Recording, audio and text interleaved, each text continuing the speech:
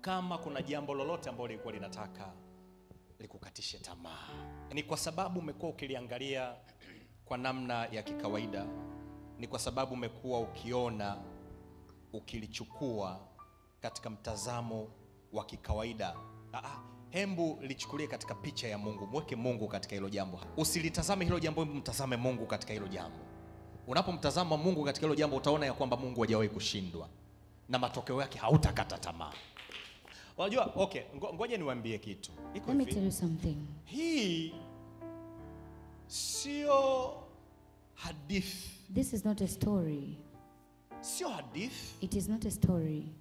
Au sio kwamba ni jambo la kutengeneza. Or it is not something to create. Au sio kwamba sio jambo la kusadikika. Unajua, wengi tunaposoma hili andiko, the scripture, tunalisoma andiko la kwanza ni Mwanzo ile 18:14 na andiko la pili ni ile Luka. Tunasoma as if story kwamba kuna neno gani lililo gumu la kumshinda Mungu.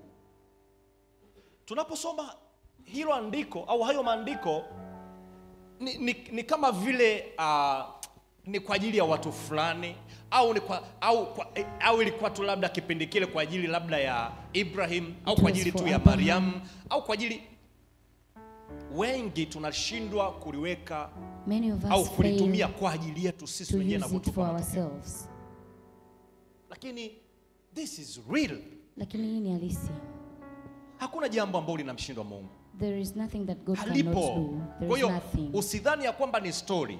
It isn't a story. Usidhani ya kwamba na wengine wanadhani ya kwamba ni kama vile labda it's a comfort verse, labda ni andiko la kufariji. Andiko labda kwa ajili ya faraja, la kumfariji mtu. Unapomwambia mtu kwamba Mungu hajawahi kushindwa, kana kwamba unamfariji. No.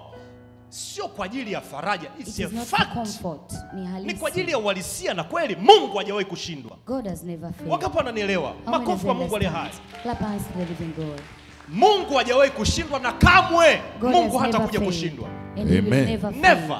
Never. Swala ni kwamba pale ambapo tunamweka Mungu pembeni na kuyahendo mambo katika namna ya akili zetu, and handle things in our mind. Wakati tayari imeshaandikwa ya kwamba mtumaini Bwana kwa moyo wako wote na katika njia zako zote mkiri yeye, naye atanyoosha mapito yako. Tayari ishaandikwa.